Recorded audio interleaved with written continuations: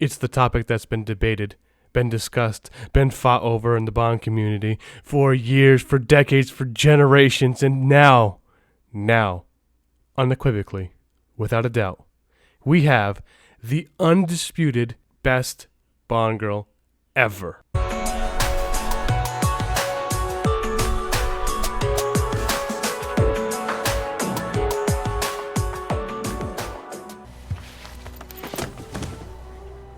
I'm the money. Is the bride and bridegroom, Mr. and Mrs. James Bond. Since you are here, would you mind giving me something to put on?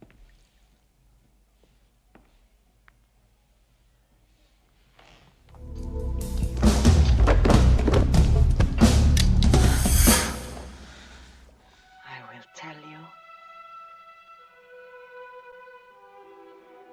in the morning.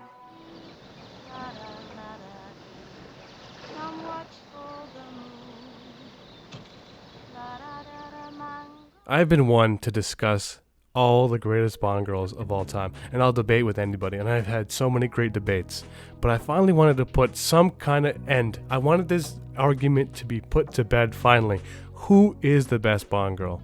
And I think, I know we have found the answer to that question, and here's how we did it. First, again, I wanted to discuss, this was not a ranking, because the rankings were going to be hard to be subjective. I wanted to know who the best Bond girls were, because guess what? If you're not first, you're last. You ain't first, you're last.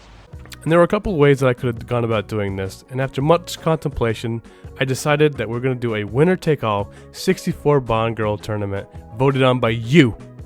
And it would become the most complete, the most fair, and the best way of doing this. First, what I did was I made a list of 64 of the best and most prolific Bond girls throughout the films. I excluded M and Moneypenny on the list. Both are essential characters, but they're not what I qualify as Bond girls. The list was made from Dr. No all the way to Spectre. Then, each was assigned a number 1 through 4.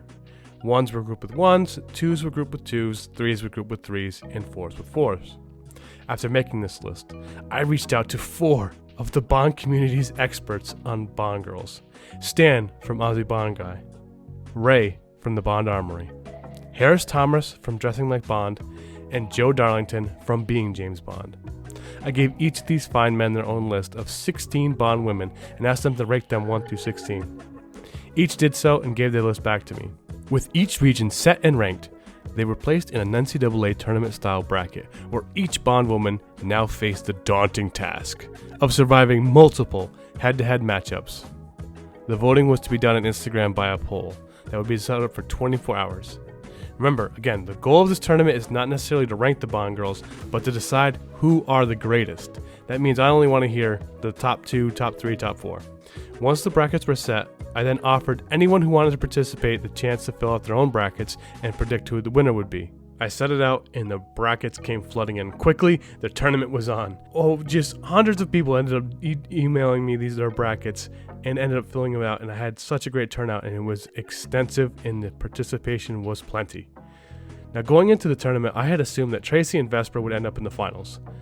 But as I received all these brackets, I was shocked at the brackets I was getting. Everyone from Lucia Sciarra to Wei Lin had winners. The number of Wei Lin, Domino, Pussy Galore, Xenia, Solitaire, and even Mayday winners that I received really surprised me. So what I initially thought would be mostly similar brackets, quickly I found that out to be not the case, as everyone seemed to have varying opinions on who would win and what made the best Bond girls the best. Now, before the voting even started, I had to reach out to some of the other members of the community to debate, dissect, and figure out what these Bond brackets were going to come out to. I reached out to people like Jocelyn from Ladies Who Bond, the guys from the James Bond Complex, Kyle from Easy Smiles Expensive Watches, Commando Bond, Luke from Bond's Apartment, and many, many others. And they all came on and they made their dissection of the bracket, and it was all such a fun, lively debate. And again, these debates ended up being wild. I mean, I just couldn't believe the picks that people were making. I couldn't believe even the Mayday Domino matchup was highly contested, highly debated.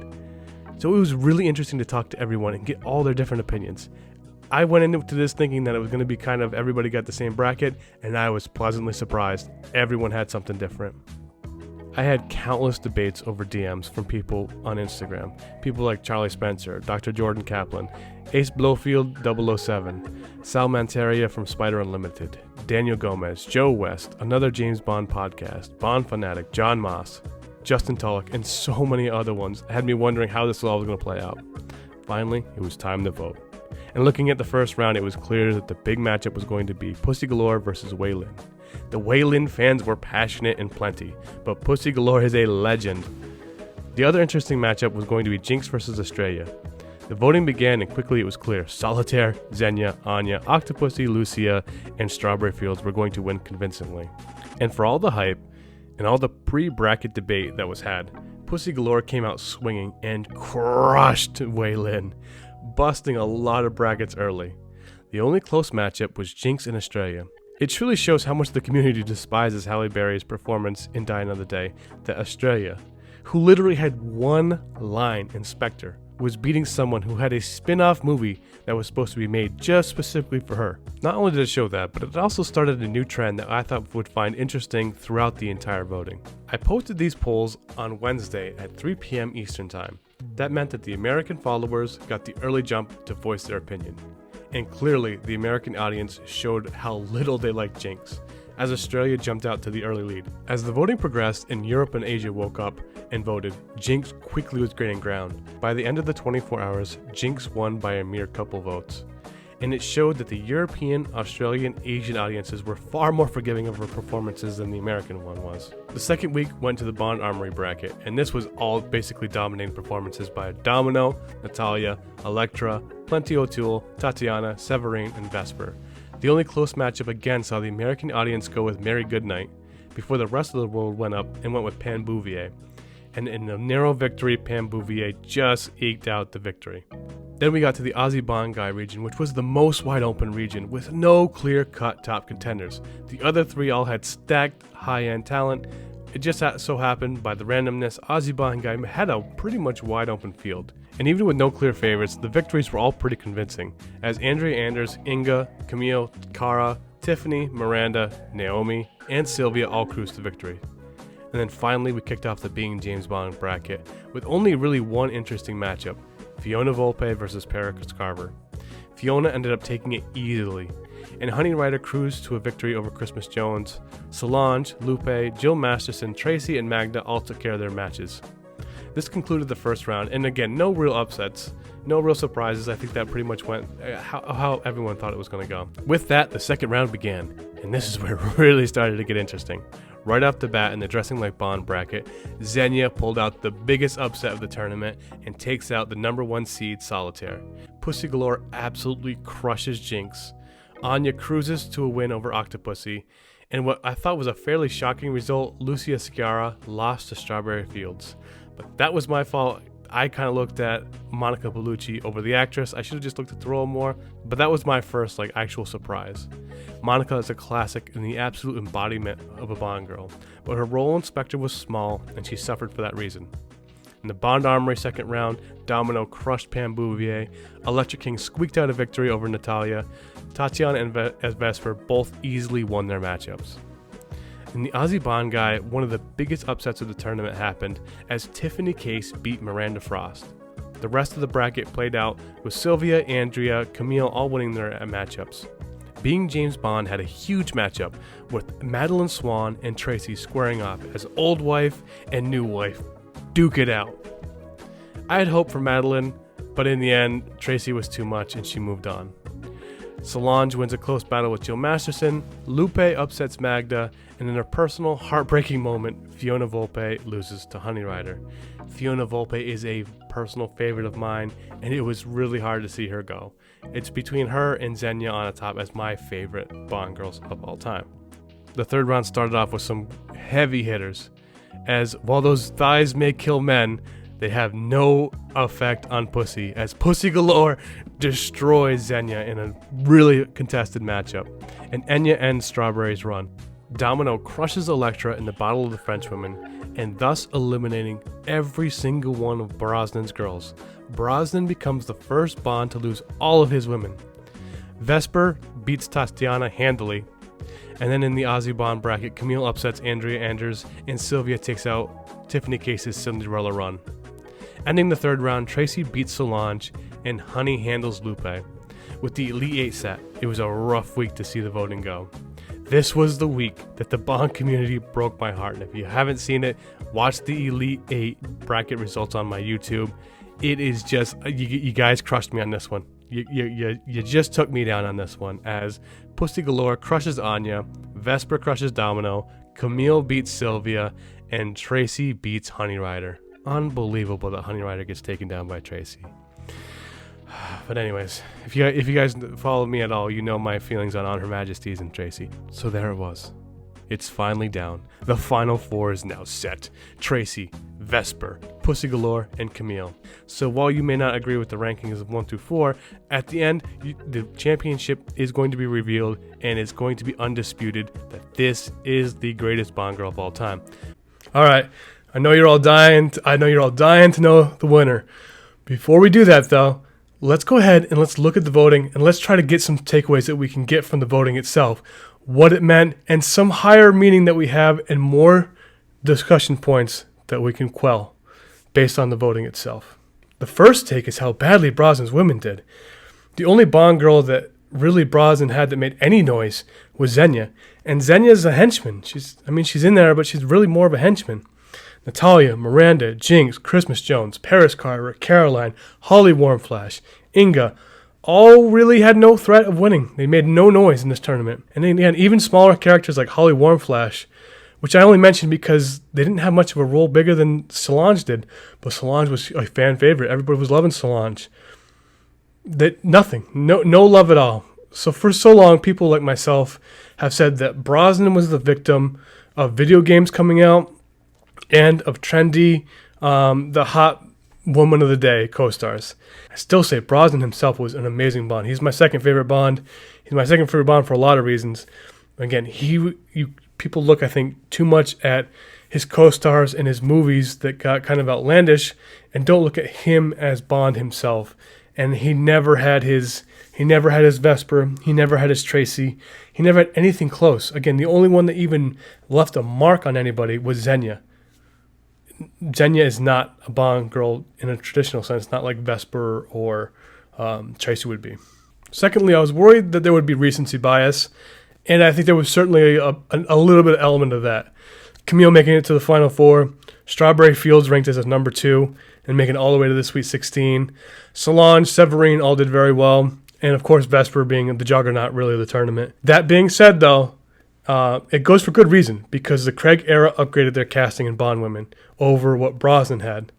Even the smaller characters like Solange and Severine felt like not only are they stunning, but they also are great actresses and really brought a lot to the screen. Overall, though, I thought that the older movies were just as well represented as the new movies in the voting. I thought that this was a very informed audience. I think that the voting went pretty much how I thought too, and I think that overall, the people who voted were truly bona fide Bond fans. That being said, let's look at which Bond had the best ensemble. I'm going to leave out Dalton, and I'm going to leave out Lazenby. Dalton's girls actually did pretty well, but he only had 2 movies, and his sample size is just too small. Lazenby had the 1 movie. He has Tracy, another juggernaut. Again, leaving him out. So that leaves us with 4 contenders. Without a doubt, I can conclusively tell you Brosnan had the worst ensemble of Bond girls of all the 4. Again, not a single one of his Bond girls did well. No one was even a threat to win the tournament. Even people I thought, Electra King, I thought was going to do well, really barely even beat weak opponents. And her second round victory was against Natalia, another Brosnan. So the worst goes to Brosnan's ensemble. Next is going to be old Raj. Raj comes in second worst or third best, however you want to look at it. Let's be optimists, the third best, right? He had some really strong showings in the tournament. Solitaire, Octopussy, Magda, all did very well. But we can conclusively say that Anya was head and shoulders above the rest of them in the entries. She destroyed Octopussy head-to-head, and overall, she garnered the most support out of any of Moore's characters. And absolutely, I think without a doubt, unequivocally, Anya is the best of Moore's ensemble, but Moore's ensemble comes in third place. That leaves just Connery and Craig. And even with a little bit of recency bias, Connery wins over Craig. Why? I'll tell you why. What these two ensembles set apart from the other ones is that even the tertiary Bond girls with small roles proved to be iconic and popular.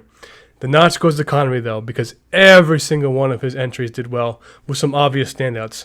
Tatiana, Sylvia Trench, Pussy Galore, Honey Rider, Fiona Volpe, and Domino all had impressive showings. Craig had some. He had Solange, he had Severine that kind of were, again, tertiary characters that did very well. That's why they're the top two. But overall, the entire bodywork, even Tiffany Case. Tiffany Case went deep in the tournament. So again, overall, you look at the power of both the main characters and the tertiary characters, the nod has to go to Connery. Connery had the best ensemble of Bond women of all the Bonds. Finally, let's talk about what the Bond bracket and the voting says about what Bond fans and people in general love about Bond girls. Over the last few years, the emphasis has been on making women in film more ass-kicking and a little more masculine in traditional traits. And everyone will tell you there are traditional masculine traits and there are traditional feminine traits. And anyone who has ever had a kid can tell you that girls naturally gravitate towards playing with dolls, setting them up, feeding them, whereas boys gravitate to taking their sister's doll and smashing them on the ground and then jumping on the deck, yelling, "Freedom!"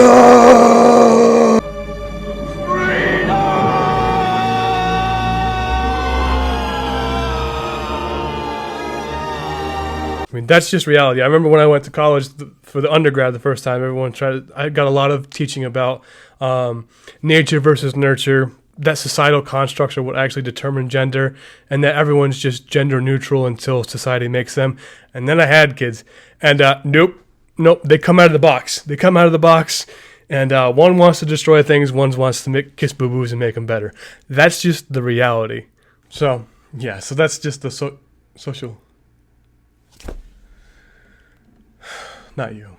Not you. Really? You're gonna do this right now? Whoa. I just wanna... It's Tanner again, your favorite first year of undergrad student, here to tell you how to think on social issues. Just want to quickly address the venom in which Donnie's spewing here. One, gender is a social construct, man. Again, I'm a savant with this stuff, right?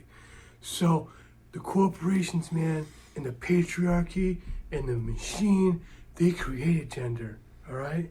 Like Mattel, they created gender to sell Barbies, bro. And like they sell Hot Wheels the same way. And the toy industry and the corporations and the patriarchy, that's all it was, man. One big giant conspiracy just to sell toys and keep the machine going, man. So, I mean, I just wanted to quickly jump in here and just kind of address the venom this dude's spewing, man. Hey! Enough. Sorry, I know that was painful. It's painful to me to listen, to sit next to that and listen to it. But those natural inclinations of a personality trait stay with humanity as they age. There are exceptions with anything, but as societal structures influence, they certainly don't change the innate nature of a person, right? These bracket exemplified those sentiments. The two Bond girls that were the best in this tournament personified what it is to be thought of as a strong woman. These two being Vesper and Tracy. They are graceful, beautiful, elegant, sexy, smart, but also can keep a secret far better and do not break under pressure. And I'm telling you, if you ask anybody in law enforcement who's ever done interrogations, it's way harder to break a female than it is to break a male. A female would just look at you and be like, nah. Guys, they'll try to lie, they'll try to get out of it, and then you get them and they're like, whatever, you got me. Girls, they'll look you stone cold in the face, lie to you, and just be like, nah. Women are far better criminals. I can tell you that. Women are far better criminals than men. That's their secret. Just like they can get away with, other things on the side better than men can. They're just the better at it. Men, you just have to accept it. They're better at it. It also rang true with women that wanted their Bond girls. I mean, I got dozens of female entries too in the Bond girl bracket, and overwhelmingly, Vesper, Honey Rider, and Monica Bellucci were all the female favorites. It shows that it is a universal sentiment that what we want is the best qualities of what makes a woman so special, accentuated. more than trying to force women to be masculine, overall, we're not trying to see women try to be men or men try to be women. We want it. We enjoy the roles, and that's what makes us different, is what makes us beautiful. But it also, this bracket showed that it takes more than just being simply beautiful. And if you lack substance and you're just kind of like a floozy, that the Bond girls, for some reason, keep getting accused of having so many of these. Really, there's only a couple, and they did terribly. You look at Dr. Christmas Jones, you look at Mary Goodnight, the ones that didn't have a lot of character, a lot of things brought out of them, a lot of depth, a lot of complexity to it. Vesper and Tracy both have so much complexity to them, and it really that's what makes a great Bond girl a great Bond girl. Traditional femininity, complexity, intelligence, and again, all the reasons why women really truly are the better gender. We know it. Us as men know it. We know it. We know we couldn't do anything with women. So that's it. Those are the big takes I can take out of it. If you have any more takes, I'd love to hear them. But those are my big takes out of what we saw and what we experienced from the Bond Girl Bracket Voting Challenge. Now, what you've all been waiting for. Drum roll. Let's get to the Final Four. So now we have it. Final Four is set. We have our matchups. Let's see how the voting played out. In the very first matchup, we had Connery's best versus Craig's best. We had Vesper versus Pussy Galore. Pussy Galore had handled most of the competition, had really done a great job until she met Vesper. Vesper dominated 79-21. One of the biggest beatdowns of top tier talent that we saw. Again, by this time, I think that momentum for Vesper, she had all the momentum in the tournament. Everyone was on team. The Vesper train was choo-chooing. And there was no stopping it. So 79-21, Pussy Galore, get out the way. Here comes Vesper. Other side of the bracket, Camille never should have been there. I'm not going to take too much time on it. Camille was not a top 10, but just as the way the brackets went. If I had to do it over again, I would have given Stan Aussie Bond Guy thrown a couple more and evened it out a little bit more. Camille gets beat by Tracy, 65-35. Again, this should be telling about what it is or what the thoughts on Tracy are, because Pussy Galore is a far stronger competition than Camille, I think. I think Pussy is way more legendary, way more iconic, way better role than Camille was. And Vesper beat Pussy by a greater margin than Tracy beat Camille. So it set it up for the finals. The Titans, the biggest ones, the ones that we thought before the tournament were going to be the top two. I think most people, if you have a census of who the top two Bond women of all time are, it's Vesper Tracy. That is until my lady comes in. But that'll be a bracket for another year. Vesper, Tracy, comes down to the two greatest ones, the ones that were so good that James Bond was willing to give up everything for these two, ready to walk away from everything just to stay with these two, and for good reason. And we agree with Bond, we'd probably leave everything for them too. But there can only be one winner. Came down. Voting started off, and it was never even close. It was never even close. Vesper destroyed Tracy. All right. I wish I could tell you a story about how it was voting and it was up and down. No. From out the gate, Vesper destroyed. It was never in question. Never, ever, ever, from the minute I put it up until the minute it came down, Vesper dominated Tracy. It was never in question. So we can unequivocally say, without question, myself and you, the voter, have made it clear. It's made it crystallized clear. Vesper, without a doubt, is the greatest Bond girl of all time. In all of her matchups, she garnered at least 70% of the vote. It was never close. She handled everybody. She didn't have an easy path. She had a very hard path. She had a stacked path from the Bond Armory's bracket. Again, it was over. There's no more doubt. There's no question. We can all say who's the second best, because I bet you that I could find somebody that could beat Tracy besides Vesper. But there's no way. I can't find anybody that can beat Vesper. It's not even close. Vesper Lind is undoubtedly, unquestioned, unequivocally, without contenders, the greatest Bond girl of all time. that being said, for the last two, since I only had two real polls going on, I kind of did some fun ones. I asked for people to send in what matchups they wanted to see just for fun about the tournament, because again, brackets kind of set out and who you wanted to face each other. So here were some fun ones that we came up with. First, Wei Lin. There was so much Wei Lin love. I was like, all right, she faced Pussy Galore in the first round. A lot of people were like, give her another shot, give her another shot. Come on, Wei Lin's got this. Give her another shot. So I gave her some shots. Gave her against Xenia. Look, Xenia, she lost to Pussy Galore. Not like I faced the top 4 talent. Xenia was up there. Destroys Wei Lin, 37-63. I gave Wei Lin another shot. This time against Anna. See if she could do something against a girl who's not even been in a movie yet. Wei Lin got destroyed, 67-33. So yes, I understand that there's a lot of people who love Wei Lin. I get it. Wei Lin is great. But the question is put to bed. She's not even close to the top tier Bond girls. It's put to bed. She's been beat handily. She Pussy beat her. Xenia beat her. Anna de Armas beat her. And it wasn't even close. Not like this was, almost. No. She didn't even get more than 30% of the vote in any of her matchups. Wei Lin, great. Love her. Not a top tier Bond girl. Another one that I put up, Camille. Was Camille a top 4 talent? I said I didn't believe so in the first time. I didn't want to put her in like a spare one for top 4 just in case she did by some miracle beat Tracy.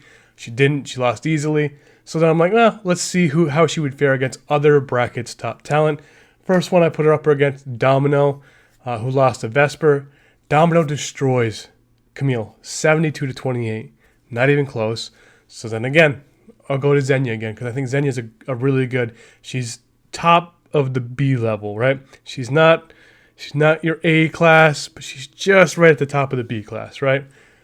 Thought maybe Xenia. Maybe she could take out Xenia. Wasn't even close. Xenia beats her 67-33. My fault. That was my part. But I just wanted to further clarify that the brackets are about finding the champion. Brackets are not about finding the ranking or anything like that. It's about finding again, if you're not first, you're last.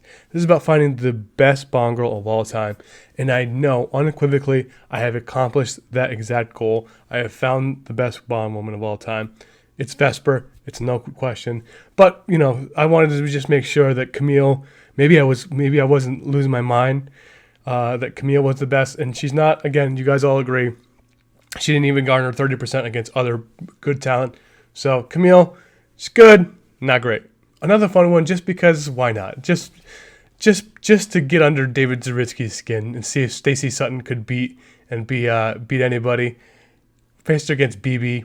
Stacey Sutton destroys BB 71-29. I mean, James. Good job, Stacey. Good job, Stacey. Even though I hate A View to a Kill, BB's a terrible character. So good for Stacey. Another one just kind of fun of the bottom tier ones. Dr. Christmas Jones versus Mary Goodnight. See if Dr. Christmas Jones could win. Easily takes out Mary Goodnight in a 62-38 victory. Wasn't even close again. Again, I think that Dr. Christmas Jones got screwed in the first round by having to face Honey Rider, who's a juggernaut.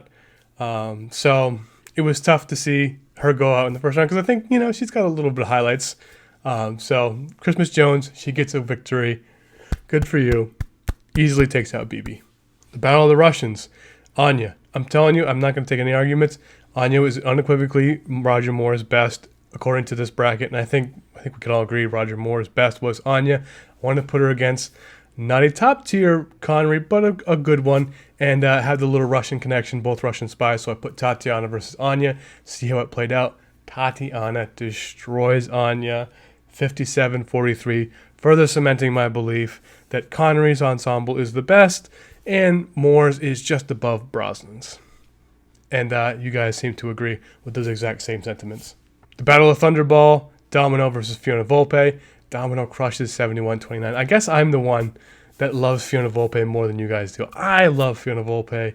I guess I'm just in the minority in this, but I just love her. Die Another Day, Miranda Frost versus Jinx. Miranda got beat by Tiffany Case. I thought that was kind of surprising. Wanted to see how she'd fare against Jinx. She wins 60-40 over Jinx, further cementing Jinx as one of the least favorite characters in the entire James Bond pantheon. I think I probably should have had Jinx versus Stacey Sutton to see if Stacey could have taken her out. And the final one that I did, because I wanted to see what would happen against Pussy Galore, against Domino, to see who was Connery's best. This one was razor thin, as Pussy Galore went out to the early lead. Domino caught up, Pussy got back again, and then overnight, again, as I've said before, I've talked about this before, the European and Asian audience comes up and they start voting, and they have completely different opinions than the American audience. Domino moves ahead, takes it 51-49, cementing her place as Connery's best Bond girl. I thought it was Pussy, ended up being Domino. Domino did very well in this tournament. I never really thought of Domino as one of the top tier, one of the best. You guys proved me. Domino was one of the best. Now to announce the winners of the Bond Girl Bracket Challenge. Who won? You guys filled out your brackets. You guys did an amazing job. I can't thank you guys so much for having it. So much participation. So again, we'll get into the winners. Second place, Bradford LaDuca. Destroyed it in one half of the bracket. Perfect. Really nailed it. Nailed the winners. All that stuff. Got the whole thing. Second place goes to Bradford LaDuca. And the winner who wins it all, Justin Scott, the Rogue Bond. Fantastic bracket. Really nailed 3 out of the 4 brackets. Only had a 1 that really didn't almost get 100%. He really nailed. He had a really good job. Nailed everything. He's your winner. He's the winner of the hoodie. He won Crown of History hoodie. He won 2 outfits styled by Dressing Like Bond. So again, enjoy Dressing Like Bond as your personal stylist. Enjoy the hoodie. Bradford, enjoy the mug. He already put a picture up. So the winner actually was sewn up before the Final Four, because everyone who had a really good bracket had the exact same thing. Had Tracy, Vesper winning. So it was decided a couple weeks ago, but I didn't want to reveal it until the end. So there you go. Third place, honorable mention, just misses out. Joe West from Spies and Ties. Third place. You missed it by 2 points, my man. And again, this close. Thank you guys so much. Thank you again to the people who helped out with this, who joined in, who did all the lives. A special thank you to Joe Darlington from Being James Bond for taking your time out, ranking him for me. Stan, Aussie Bond Guy, again, thank you so much for participating, taking your time out, ranking him. Ray from the Bond Armory. And of course, Harris Thomas, Dressing Like Bond. Thank you again. Thank you for offering to do the 2 styled outfits, to have Dressing Like Bond as your personal stylist.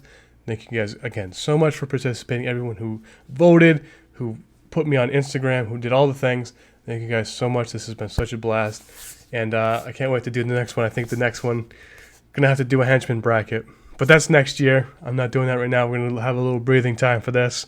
But probably around next year, we're going to do the henchman bracket. Thank you guys so much. This has been Quantum of History. This has been Donnie Waldron saying thank you, good night. Vesper is the greatest Bond girl of all time. Until...